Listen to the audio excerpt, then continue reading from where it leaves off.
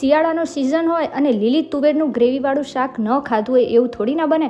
તો ચાલો આજે આપણે બનાવી લઈએ લીલી તુવેરનું ગ્રેવીવાળું શાક. તો સૌથી પહેલાં મેં અહીંયા લીલી તુવેર છે એને ફોલી લીધી છે અને ફોલેલા દાણા આશરે 400 ગ્રામ જેટલા છે. હવે એ તુવેરને આપણે બાફી લઈશું. તો એક કુકર લઈ લેવાનું છે, એની અંદર આપણે આ 400 ગ્રામ તુવેરના દાણા એડ કરી દઈએ. હવે ઉપરથી મેં અહીંયા 1 ગ્લાસ અને 3 થી 4 ચમચી જેટલું પાણી એડ કરી દીધું છે. બસ આ પરફેક્ટ મેજરમેન્ટ છે. હવે અહીંયા આપણે સ્વાદ પ્રમાણે મીઠું એડ કરી કુકરનું ઢાંકણું બંધ કરી અને 4 સીટી લગાડી દેવાની છે, જેથી તુવેરનો દાણો છે એકદમ આખો રહેશે અને એકદમ ચડી પણ જશે. તો અહીંયા હવે આપણે ગ્રેવી બનાવી લઈએ. તો ગ્રેવી માટે ડુંગળી 2 નંગ મોટી ડુંગળી, 2 નંગ જેટલા ટમેટાં અને આદુ મરચાં લઈ લીધા છે. અહીંયા મેં લસણ લીધું નથી, કારણ કે એ હું તમને હવે આગળ બતાવીશ. તો હવે આપણે પહેલાં તો ગ્રેવી પીસી લીધી છે અને ગ્રેવી જો એકદમ સ્મૂથ એવી ગ્રેવી રેડી થઈ ગઈ છે. હવે અહીંયા આપણે વઘારની તૈયારી કરી લઈએ. તો સૌથી પહેલાં એક પેનની અંદર આપણે તેલ એડ કરી લઈએ અને તેલ છે એ થોડું વધારે રાખવાનું છે. તો તેલ ગરમ કરવા માટે મૂકી દઈએ અને સાથે આપણે રાઈ પણ એડ કરી દઈએ. અહીંયા તમે રાઈની જગ્યાએ જીરું પણ લઈ શકો છો અને બંને પણ લઈ શકો છો. મેં અહીંયા રાઈ જ એડ કરી છે અને રાઈ જેવી ફૂટે એટલે આપણે હિંગ એડ કરી દઈશું. એની સાથે અહીંયા મેં તજ, લવિંગ, મરી અને એક સૂકું મરચું લઈ લીધું છે. હવે આપણે એડ કરવાનું છે અત્યારે શિયાળાના સ્પેશિયલ લીલું લસણ. તો અહીંયા મેં 150 ગ્રામ જેટલું લીલું લસણ લઈ લીધું છે. મેં એટલે પહેલાં કીધું કે મેં સૂકું લસણ નથી એડ કર્યું, પરંતુ અહીંયા હું વઘારમાં લીલું લસણ એડ કરું છું. અને 400 ગ્રામ દાણા છે તો એની સામે આપણે 150 થી 200 ગ્રામ જેટલું લસણ એડ કરવાનું છે. જો લીલી તુવેરનું શાક બનાવો ને ત્યારે લીલું લસણ ભરપૂર નાખજો, કારણ કે અત્યારનો ટાઈમ છે જ્યારે આપણે શિયાળામાં લીલું લસણ, લીલી ડુંગળી છે સરસ રીતે ખાઈ શકીએ છીએ. તો હવે અહીંયા આપણે લીલું લસણ છે અને સરસ રીતે 2 થી 3 મિનિટ માટે મિક્સ કરી દીધું તેલ સાથે અને સાતડી લીધું. ત્યારબાદ હવે આપણે ગ્રેવી એડ કરી લઈએ.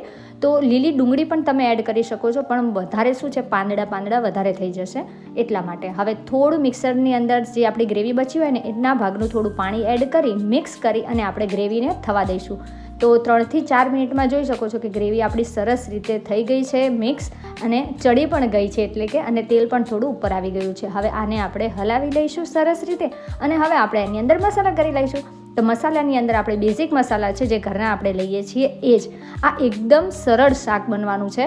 તો હળદર, ધાણા જીરું, મીઠું, મરચું અને અહીંયા મેં કાશ્મીરી મરચું અને થોડોક ગરમ મસાલો એડ કરી લીધો છે અને આ બધાને છે આપણે સરસ રીતે પહેલાં તો મિક્સ કરી લઈએ.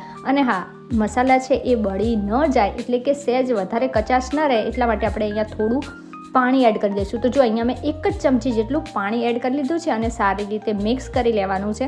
અને હવે એને આપણે ઢાંકી અને 2 જ મિનિટ માટે રહેવા દઈશું, જેથી આપણું મસાલા છે સરસ રીતે થોડા કૂક થઈ જાય. અને હા, વધારે પડતા મસાલાને ચડાવવાનું ટ્રાય ન કરતા, કારણ કે હજી આપણે તુવેર છે એ એડ કરીને ફરીથી એને ચડાવવાનું છે. તો આપણે આ બાજુ ઢાંકણ ઢાંકી દીધું અને હવે આપણે તુવેર છે એ જોઈ લઈએ. તો એકદમ સરસ એવી તુવેર છે, એના 2 ફાટ પણ અમુકના થઈ ગયા છે અને અમુક આખો દાણો પણ રહ્યો છે.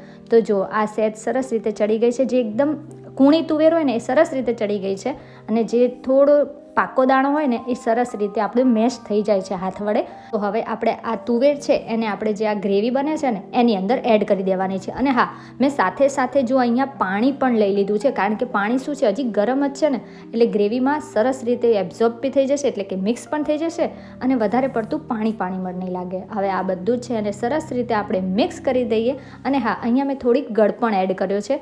તો આટલો આપણે અહીંયા થોડુંક ગોળ એડ કરી લીધો છે, જેથી શાકમાં છે ને ટમેટાની ખટાશ ને એ બધું બેલેન્સ થઈ જાય. તો હવે આને આપણે 2 થી 3 મિનિટ માટે ખાલી ઢાંકી અને રહેવા દઈશું. તો 2 થી 3 મિનિટ બાદ આપણે ખોલીએ તો જો તેલ પણ સરસ ઉપર આવી ગયું છે અને ગ્રેવી એકદમ સરસ રીતે આપણી બનીને રેડી થઈ ગઈ છે.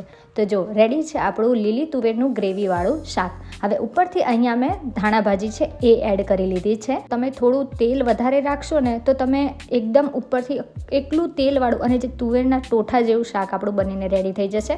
પણ મેં અહીંયા એને આ રીતના જ છૂટું એવું ગ્રેવીવાળું જ રાખ્યું છે. તો હવે આને આપણે સર્વ કરી લઈએ અને જો કેટલું સરસ એવું શાક રેડી થઈ ગયું છે. અને તુવેરનું શાક બને ત્યારે તો બ્રેડ જોડે ખાવાની વધારે મજા આવે.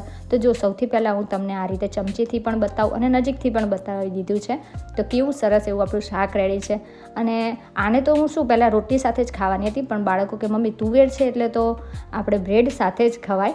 તો જો અહીંયા એકદમ પરફેક્ટ એવું લીલી તુવેરનું ગ્રેવીવાળું શાક આપણું રેડી થઈ ગયું છે. સેમ આ જ પ્રોસેસમાં તમે સૂકી તુવેરના ટોઠા પણ બનાવી શકો છો. તો કેવી લાગી તમને આજની રેસિપી?